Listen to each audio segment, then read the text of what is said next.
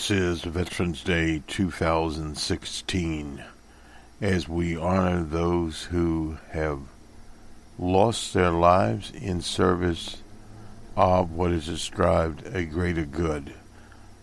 The generation that Tom Brokaw writes about in his book, the people that fought and died in the Second War, or the Great War, sometimes called World War II also, to defeat fascism, was the last of the great wars that the great generation fought and died to preserve not only the freedom in the U.S., but in the world itself, fighting the purge of Nazism. As we look at the landscape here, and President Obama will talk about it, and we'll go to him. He dedicated the tomb of the unknown soldier, because many soldiers died at that time and that were not known. In other words, their remains were not identified. We dedicate this program also to our late broadcast partner, Jerry Bertrand Pippin, whose job it was to notify families that their loved ones had died in the Vietnam War. He was based out of San Francisco, and we remember him, and of course his later struggles at the VA medical facility, and the entire episode. And Jerry talked about that, the VA and how they provided health care. President Obama also talked about it today, that he would see as progress the VA staying as it is, but at the same time providing better services and not outsource their services to private providers. Now, this is a very big situation. The trend goes beyond the VA, that in many parts of quote-unquote government, it started with I Like Ike, the idea that the so-called private sector could provide services better than the government, which in itself is not substantiated in the data. What happens there, we've seen over the decades, that many services that governments performed, including in the military, the cafeteria-type duties and other duties, were literally farmed out to Halliburton. Why? Because that allowed their stockholders to make money off of the backs and the lives of military personnel. And we see in state agencies, cafeteria services, security services, etc., that were normally staffed by workers that worked for the city or the municipality or the university.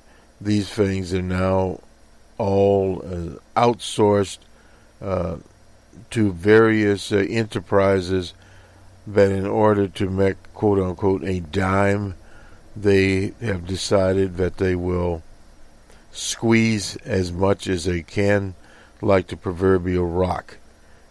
And this is what the veterans of today are up against. And also understand that the great generation that Tom Brokaw writes about is moving on. And the Vietnam era vets, average age is 70 plus. They are also transitioning on. And as they transition on, the bulk of vets now, and we're talking about from the 80s, the mid-80s on, there are not that many, because the all-volunteer army there have been obviously some small conflicts. We think of the campaign in Afghanistan, the two campaigns in Baghdad, which is the bulk of service personnel that are now veterans. And of course, there are others that were not in conflicts or that are veterans of various services. But the number becomes less and less because, again, we have robotics, we have drones, we have tanks, and various missile type operation. The drone is basically a pilotless aircraft. Well, as you have more and more of these, and they can carry very sophisticated payloads, they can also carry spy type equipment like a U-2. You will see less and less human intervention involved, so the Air Force will become less. Yes, you will have some maintenance, but on the drones, you don't have as much maintenance as, say, on a stealth bomber or something of that nature. And also the production of drones, as you produce thousands of them, that cost is lessened. Whereas these very expensive aircrafts out there, bombers and that, are used less and less because the drones can carry more sophisticated payload that itself is miniaturized. And then you go to the naval units. The whole idea of these carriers with drone-type planes are less needed. Yes, they will still have amphibious forces landing, but in smaller aircrafts. The Iranians have proven that, where they have very fast speedboats. So the Navy itself, in terms of funding, will less. The so-called Army and Special Ops, they are there. But as far as quote-unquote troops, they are less. So in other words, the numbers are less. The VA facilities will continue to consolidate. There's no doubt about that. And as far as disability claims, as they move more to a paperless format, which should have been done 15 to 20 years ago, that is part of the bureaucracy. The president-elect, DJ Trump, promises to do something about it. And after the scandal, Jerry and I were talking about that. There was a lot of talk, but very little action beyond the Phoenix Medical Center. And it is still not cleared up. Why? Because the people in Congress did not want to touch the basic core of the VA bureaucracy, which could have been easily touched, so to speak. In other words, those administrators could have been replaced. And once that backbone is replaced, then you don't have as much of a problem dealing with staffs. They did replace some people, but not enough people, because in any bureaucracy, the top administrators or the top 3 or 4% of the administrators are not the ones that actually do the day-to-day work. And then you have the grunt core of mid-management types. And this whole idea, it's in the military also, of running the military like you run a business. You remember during the Johnson administration, McNamara brought that. He came from General Motors and into the military, and he has been there ever since. And now it is on literally steroids. So that extends to their hospitals. Now, some things they do right. They buy their medications in bulk, and that should be extended to Medicare. But Congress decided it would not. So in other words, those systems need to be worked from the bottom up, the whole system of medical care for veterans, as is the system for medical care for the rest of us. Move into a single-payer model. And unfortunately, due to the election, President Obama will speak of that, you will have more privatization or outsourcing of government services. And that in itself has not provided a better solution. In fact, a much more cumbersome solution, and a denigration of actual jobs. And this is one of the big items here We're talking about actual jobs within the military, within the VA hospital, and the whole infrastructure that serves veterans, a dwindling number.